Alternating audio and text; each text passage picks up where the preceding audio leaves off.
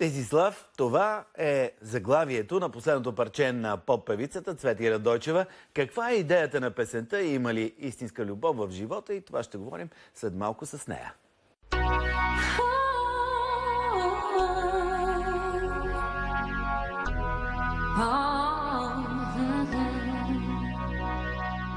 Цвети Радойчева е родена в София. Завършва средното си образование в езикова гимназия с изучаване на немски език. През есента на 2008 година започва да учи в Националната музикална академия Панчо Владигеров със специалност поп и джаз пеене. Първата й авторска песен е озаглавена "Не се обръщай". Ти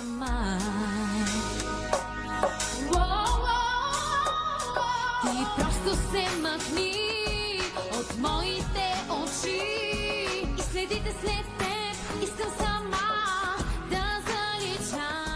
Сред най-популярните й парчета са "Вземи ми всичко", "Бъди до мен" и други. Последното й парче е на английски език и озаглавено "This is Love".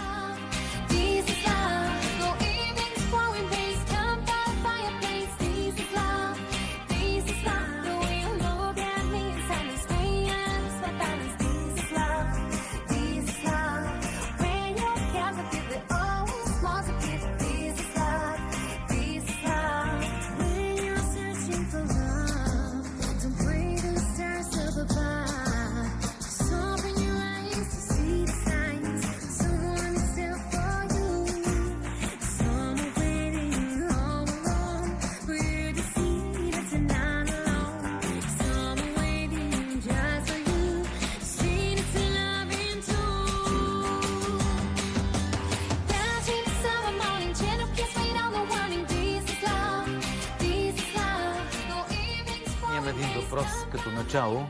Верно ли е, че си бременна? Вярно е.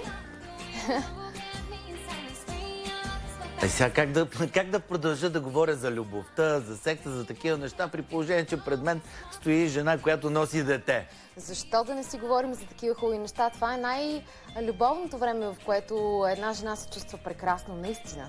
Ама чувстваш ли се прекрасно? Да, Примерно на ти да, се повръща, да. няма някакви такива гадни работи. Не. Излъга малко, тук присви леко очи. не лъжа. На езика на тялото това означава, че нещо криеш. Не, между другото Добре, има окей си, във форма, всичко както трябва. лека бременност, във форма съм и продължавам да работя, което се доказва, че съм във форма. Добре, това ли е всъщност голямата любов? Любовта към човека, с когото живееш, или любовта към човека, когото носиш вече в себе си? Кое според тебе това This is Love?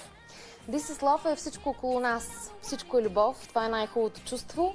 И какво Това много ми по-ценно звучи като това... някакъв плакат такъв. Не, Тук така е. това предаване вегани размахват Аз съм плакати човек, и ти... който е изпълнен с любов. Аз изпитвам любов към това, което правя. Аз го правя с много любов. Изкуството, музиката. Да. Обичам човека до себе си. Вече обичам и това, което живее в мен. И всичко е любов. Разбира се. Да, и никакви лоши такива... Опитвам се да ги пропускам. Лошотия има навсякъде. Добре, как се справяш? Злоба... Как, примерно, пропускаш? Когато видиш срещу себе си агресия, например, когато видиш нещо, което те дразни, какво правиш тогава? Опитвам се да отвръщам на агресията с усмивка и с позитивизъм, защото иначе аз самата Дреме му на агресора за твоята усмивка. Не, напротив, на мен ми дреме как аз се чувствам. По този начин аз ще се чувствам зле, когато отвърна на него по същия начин, по който той се държи с мен. А когато се отнеса с позитивизъм, аз ще се чувствам добре. Добре. Осъзнала съм го. Въпреки така ранната си възраст, защото ти си в много ранна възраст, въпреки ранната си възраст, имала ли си някакво тежко разочарование, свързано с любов, нали? Понеже това е песента. За щастие не. Казвам за щастие не, до сега не съм имала. Никога не си страдала за никого. Никога не си се обливала цялата в сълзи, не си прегръщала плюшени мечета, не си заравяла главата си във възглавницата. Не ми се е случвало, може би на други хора им се е случвало да страдат по мен, но на мен не ми се е случвало до сега. А как мислиш, на какво го отдаваш това, че не си страдала ти? Може би други хора са страдали по теб. Може би съм била реалист в... Може би си влюбена жестоко в себе си просто и не можеш да обичаш по никакъв начин. Не, напротив. Аз обичам с цялото си сърце, когато преценя, че си заслужава. И точно това е момента, в който така съм се предпазила от разочарование. Просто съм била реалист в начина си на мислене в взаимоотношенията си с партньора, който е бил до мен в определен период. До сега не си срещала такъв, който да се излъжеш, примерно, и след това горчиво да страдаш. Щом съм се разделила с хората до сега, значи по някакъв начин са ме разочаровали. В момента съм щастлива. Мисълта ми е ти да страдаш след това, не да... Не страдам, Няма такова. защото проблема не е бил в мен.